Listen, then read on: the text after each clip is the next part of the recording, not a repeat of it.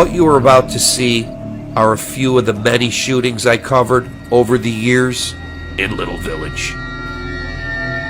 Over the Labor Day weekend in 2017, 3 people were shot at 24th and Harding in the Village.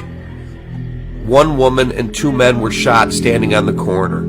A gray car pulled up and opened fire in this gang-related shooting. All 3 were listed in stable condition. And as you can see, tensions run high after violent events like this.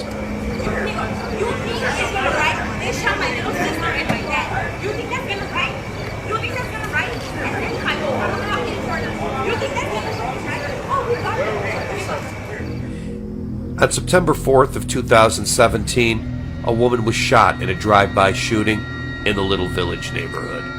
She was taken away in stable condition. She was standing on the corner with 4 other people when she was shot. She was not the intended target. The shooters are still at large. When you look at the faces of people on these crime scenes, it makes you wonder if they're prisoners in their own neighborhoods.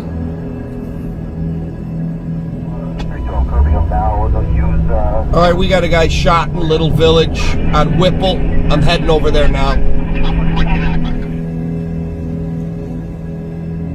On Christmas Day 2018, a man was shot while walking down the sidewalk.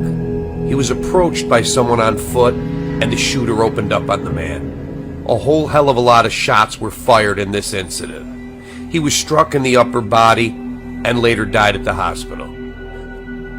There were no witnesses to this shooting. The only witness was the man that was shot and the camera pod on the pole.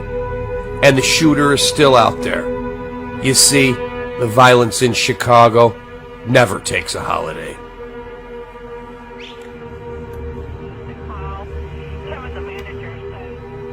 On August of 2019, a teen boy was shot at 24th and St. Louis while sitting in the front seat of a car. A shooter took aim at the car, fired shots, and one of the bullets came crashing through the back window. The bullet struck the teen in the head. The car came to a stop blocks away at Cermak in California. He was pulled from the car by paramedics and taken by ambulance to Mount Sinai, where he later died. He was identified. His name, William Granados, age 16.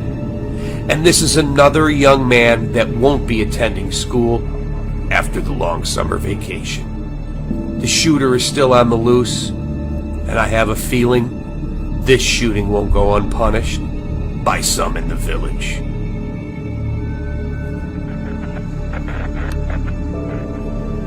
In August of 2019, a 34-year-old man was shot while riding a bicycle on the 2400 block of South Sawyer in the Little Village neighborhood.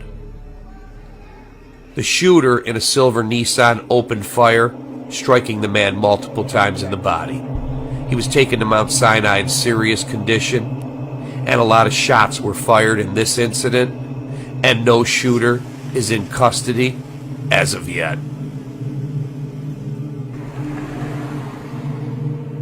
In June of 2018, 4 people were shot in the Little Village neighborhood. The group was standing on the street on the 2200 block of South Sacramento when a shooter appeared. He was in all black. He walked up and fired a dozen shots at the group on the corner. 1 woman and 3 men were wounded, 2 critically. This shooting was gang-related, and the shooter is still at large.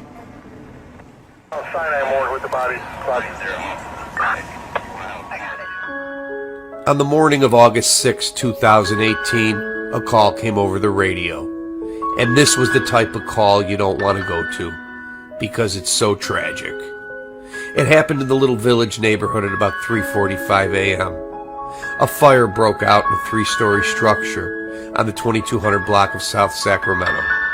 Flames were reported by neighbors, and the fire department was called. And when they arrived, they put the fire out and immediately found 8 kids dead. 2 were still alive and rushed to Stroger Hospital, and over the next couple of days, they lost the battle for life. And both of them died. These are the names and ages of the children and teens that perished in this tragic fire. Amaya Alvarez, 3 months old. Alani Alaya, 3 years old. Gianni Alaya, 5 years old. Ariel Garcia, 5 years old. Giovanni Alaya, 10 years old. Xavier Contreras, 11 years old. Nathan Contreras, 13 years old. Adrian Hernandez, 14 years old. Cesar Contreras, 14 years old. And Victor Mendoza, 16 years old.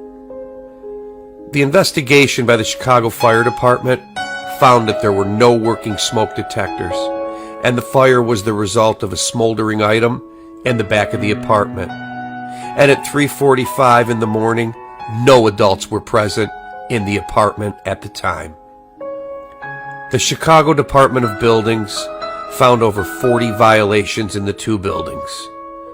The owner of the apartment, 80-year-old landlord Merced Gutierrez, was blamed for the fire because of the many violations.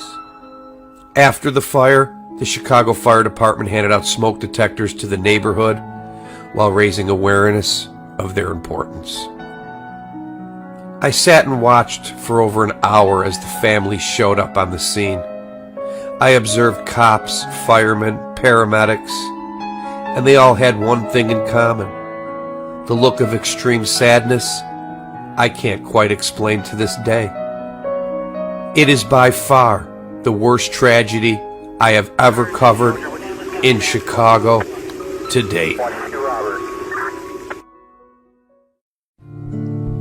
The Little Village neighborhood is called Mexico of the Midwest by many. After white flight occurred, the people of Little Village completely rebuilt their economy in a very short period of time, and made 26th Street the second highest grossing shopping district in the city. In 2015, the 2 Mile Business District created $900 million in sales. Its contender, Michigan Avenue, made approximately $1.8 billion the same year.